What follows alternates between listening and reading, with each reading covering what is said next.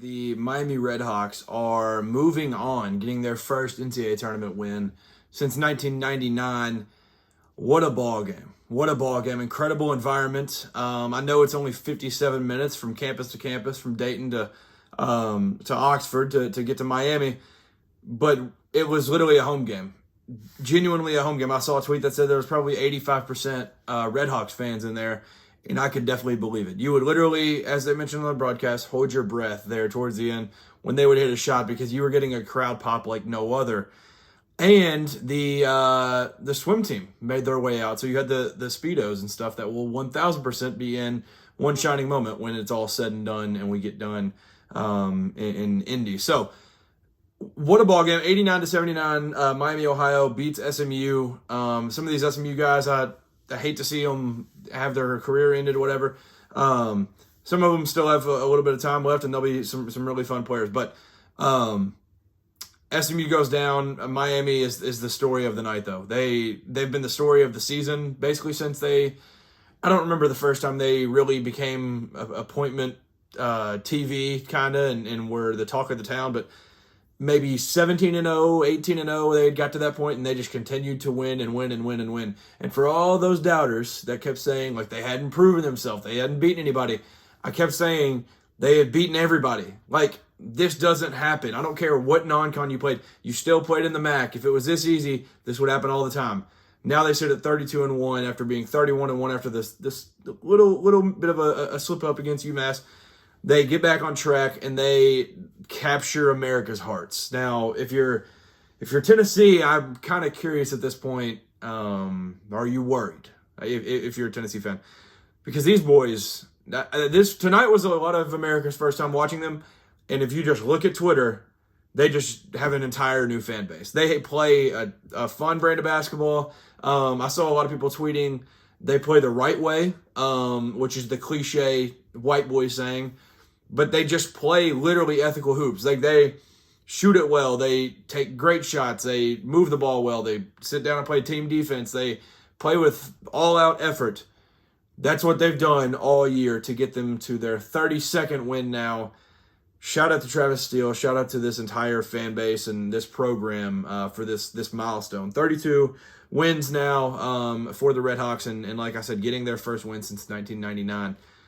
What a ball game. I'll mention just a couple names. Ian Elmer, he's kind of the big takeaway with 23 points, 6 for 9 from 3. I think he had like 4 or 5 in the first half. He was incredible. Hits the tough one late. That was awesome. But Luke Skaljak needs some more praise than I think he's getting, because he had 17, 3 for 5 from 3. He was awesome. But 4 assists, 1 turnover, but 3 steals.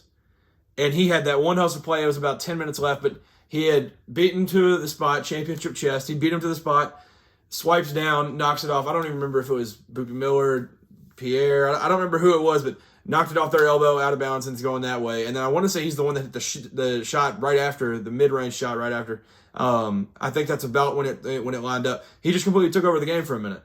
And that was around the same time that Peter Suter, the best player, when he's in this foul trouble situation and he's having to play through it and play kind of more off and go through this like weird phase of like where he's a veteran player and he'll be fine, getting through this like the season right now that he's in, and be able to play more freely as the clock winds down. But at that moment when you have that many fouls, time isn't your friend. So he's kind of playing in a different fashion. So Luke steps up.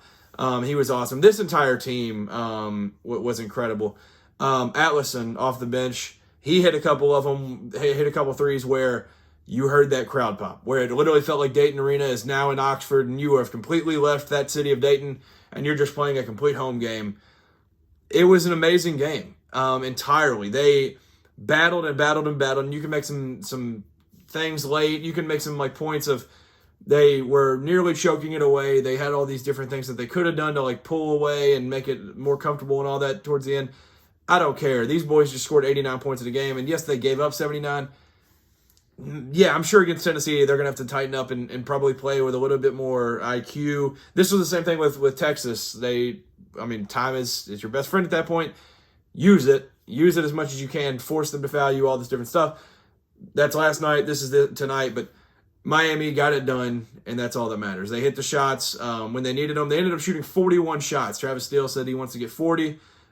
Threes up, they shoot 41 threes in this one. They were spectacular. 15 for 22 from the line. Could be better, but hit some important ones late to be able to kind of pull away and make it a little bit comfortable there. But 16 threes made by these boys. Hit 10 in the first half.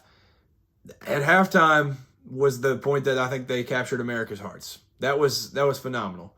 A ton of fun. Like I said, I think if you're Tennessee at this point, you're kind of like, oh, shoot. Like, what have we gotten ourselves into? I don't know. Because I don't remember the exact stats. I should have this engraved in my memory by how many times I've seen it now. But an 11 seed has made runs. Like we've obviously seen UCLA in 2021, VCU 2011. We've seen these teams make runs extremely far. We've also seen them make runs to the Sweet 16 where things have ended. Making a run to the Sweet 16 means you win this one against Tennessee and you win the next one.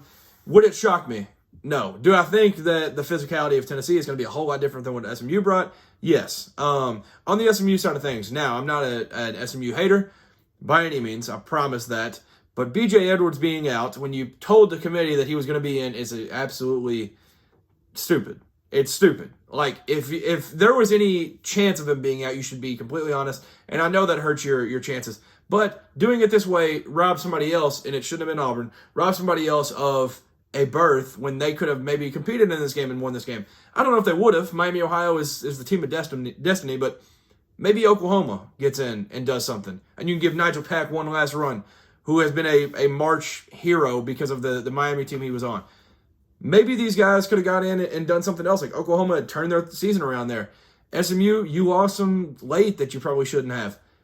There's other opportunities for some of these teams to get in, and BJ doesn't play, and then you're in this situation where they talk about it at halftime, and they're like, does he make a difference? Yes, he makes a difference. Now, they probably don't win the game. Miami, if they're drilling threes like that, there's not many teams that are going to beat them.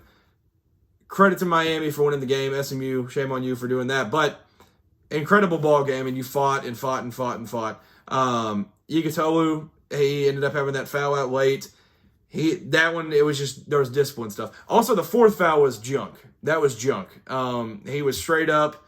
I know it was a tough foul. I think it was Kirby that went to the line on that one, that had drove on that. But that one was junk, so that one kind of sucked. But the fifth one, you just got to be more aware. He's throwing his elbow out, and you got to know where you're supposed to be, know the situation and everything. So that was tough. But Toombs, very, very good game out of Jaden Toombs. The freshman, top 40 recruit. He ended up having 20 and 11 in this game and made some big-time plays late to try to keep them alive. But it just wasn't enough. The backcourt got their shots up, didn't get enough to fall, and a lot of them weren't even close, to be honest, which was disappointing. But it was a fun game. It was a very, very fun game from start to finish. I mean, Miami led for most of it, and they led for 81% of this game. But it was a ton of fun. 35-35 on the rebound battle. I mean, Miami hit more threes, but then the free throw percentage was up on SMU's end. Like, I just thought it was an incredible game. I think the committee, like, now that I'm taking a step away from saying, like, the B.J. Edwards thing is stupid, shout out to the committee. You guys got it right. I mean, you delivered a great ball game, getting these two in this game and having this awesome first four game was incredible. And now I already saw John Rothstein tweeted something about Ian Elmer has Doug Edert potential. It was something to the effect of that. That's genuinely where you're at, where these type teams, it's just a freight train that you can't stop. Like if this is this, it feels like it's destined that they're supposed to keep moving. And this is supposed to be a story that doesn't just get forgotten because they just won one first four game and then exit. This feels like a story that you keep building on. And I don't know if that has them in a collision course with Iowa State here soon. That I don't know how that would go, but they can shoot with them. I know that. It was a ton of fun to watch them tonight. It's been fun to watch them all year, and it was really, really fun to be able to have the country watch them because it's one of those things where when you're on Twitter and everybody's watching the same thing, you have a blast just scrolling the timeline, and that's what I did tonight. So it was a lot of fun. Good season, SMU. You gave us a lot of fun moments. I will never forget the Virginia Tech buzzer beater with the fire going up right away and all that. Like, that was awesome.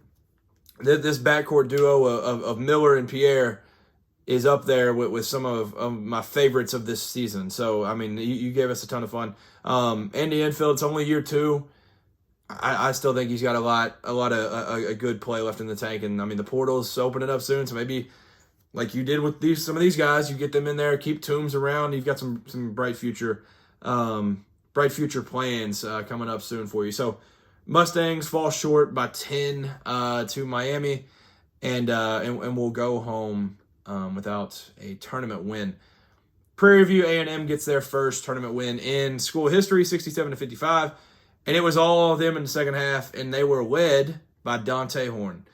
He was awesome in the second half of this one. He just was all over the place, defensively, offensively, shot making, whatever it was. He was all over the place. 25 points, 7 rebounds, 4 steals, 1 block, all over the place. And it wasn't honestly a great offensive showing from either side. 33% from 3 for Prairie View A&M, and then Lehigh shot 25%, and that's uncharacteristic, I would say, for the Mountain Hawks. So Lehigh falls. They lose this one by 12, and it was kind of one of those things where you saw their name pop up, and I was like, all right, well, I mean, they don't have CJ, but maybe they just win just because of the name. They fall, but Prairie View A&M, and I will say, Prairie View A&M, these boys right here have given me 2 moments. I was at a friend's wedding with my boy Hunter. We were watching Prairie View A&M versus South Carolina State. And now, I'll be honest, I don't remember the exact outcome of that game, but I remember it was like 40-38 and like 4 overtimes at the end of the college football season. And now you've given me this. Thank you. Thank you for this year of sports, because this has been awesome. A ton of fun to watch this game, and now they'll get to battle with Florida. So, I mean, getting your first tournament win is awesome, and I saw some of the post game. That's always my favorite thing about these 16 seeds and these play-ins and stuff, is like their reactions and like what these games mean to them, because these games like literally change people's lives, like coaches, players, whatever it may be. They are life-changing wins. So, shout out to the Panthers. Great win. A ton of fun to watch. Very, very exciting. And now you'll get the matchup with Florida, and maybe, just maybe. I'm not picking it, but maybe. There's always a chance. Ball ain't tipped, and the game ain't over yet, so there's a chance. I think that will do it for this one. I will be posting, if you've watched all my stuff recently, then I posted me filling out the bracket live or whatever, but on all social media, I will be posting my official bracket tomorrow morning before the games tip off. Excited to officially share it in black and white, and I will share my thoughts. And if I have any last minute changes, then you can see it there, and I'm very, very excited for it. So it's here. We are now 12 hours and 27 minutes away as I'm filming this from tip-off. I can't wait. March is here. March Madness. Thank you, UD Arena, for another great 4 games. These 2 were more lopsided than last night. Last night was absolute cinema. These were good games as well. It was just these ones ended up being kind of comfortable towards the end. So thank you for tuning in. Make sure to join the ride, and I'll be here all March. Peace.